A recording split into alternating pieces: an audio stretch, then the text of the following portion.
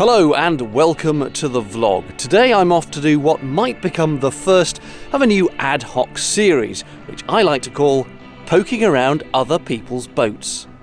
And for this I'm going to need the car, because I'm not moored near enough to the people or animals that I'm visiting today.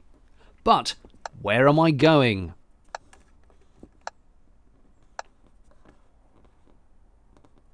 Yep, one of the hearts of the canal network. Be advised, you'll need £3 to park here, even if you just want to pop by for 10 minutes. £3! Truly, the CRT are making a killing, unless you're here for the evening, it seems. This is Stoke Bruerne. Going that way takes you to Blisworth and its 3-kilometre tunnel. Going south takes you ultimately to London. It's normally a bustling place with tourists, but a bit quiet when I arrived. Perhaps they heard I was coming. You've got the Canal Museum here, who were very helpful to me recently, so thanks to them. It's all very pretty, isn't it? Very quaint. There's the top lock, and it's down past that and along a bit that I need to wander. So let's go. Lock number 2 and a boat coming up, but it's not the one I'm meeting. Here's the obligatory swan image. Vicious little beasts they are. And here's my target for the day. But who's on board? Let's take a peek. Ahoy! I'm Anna. And I'm Kath. And we're from the Narrowboat Experience. And how is it you come to be on a narrowboat? Well, if you'd watched our videos. Let's take that one again. How is it you come to be on a narrowboat? We purchased the narrowboat in March. And we come to be on the narrowboat because we love the canals and we love the narrowboat. Yep, and we like the countryside and being out of the city. Terrific. Terrific. What would you say? And how are you finding life aboard? We love life aboard. The cats love the life aboard. And we love mooring up. And we love cruising. Some of us like cruising a little bit more than others. Some of us like the mooring up a little bit more than the others.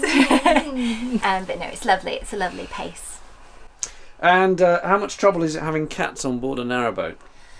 Well, in the morning at 4 o'clock, when the birds start to tweet and the sun's coming up and the cats start meowing, that's not enjoyable. But the rest of the time, they're mostly okay. Apart from when they don't come back when we call them. Yeah, but they do love it. And we love it. So, and they love they love being moored up, and they love going into the hedges and rolling about around the boat and sleeping. They're actually a lot less stressed on the boat than they are off the boat in a house. And let's briefly talk about your YouTube channel. Ooh. What can people expect to find on your channel? Cruising videos, Bad narrowboat hacks. good narrowboat hacks. We haven't done any of them yet. We've got a few different things. We've got some cruising, we've got some DIY, and just a bit of cooking. A bit of cooking. Right, enough of their jibber jabber. Let's nose round the boat. This is Ewart, a 52-foot cruiser stern built in 2001 by Liverpool Boats with a fit out by the owners. That's a gas-filled rust locker, yes. Above it, the ignition and a couple of switches for lights, the horn and so on. Below the deck boards, an engine recently rescued from going up in flames. Just as you step inside, fuses and switches for the domestic power. The dinette is at the back of the boat, a nice, light, airy space with a removable table. There's some very useful shelving along the left. A corner unit gives more storage. And here's the Who's Fallen in the Canal the Most scorecard. The floor's rather nice, wood panels.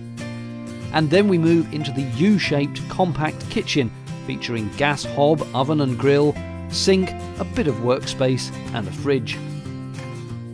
More storage above for those tins of soup, and on the other side for glassware when guests come a-calling. The side hatch means lovely views from the galley, and an escape route for the cats. For yes, this is a cat boat, and there are clues all around.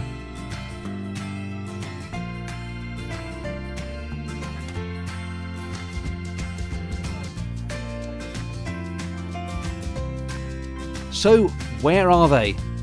Here's one, Munchie, returning from an expedition to the nearby field. I thought he was going to lick his bottom at us for a moment, but thankfully just his leg.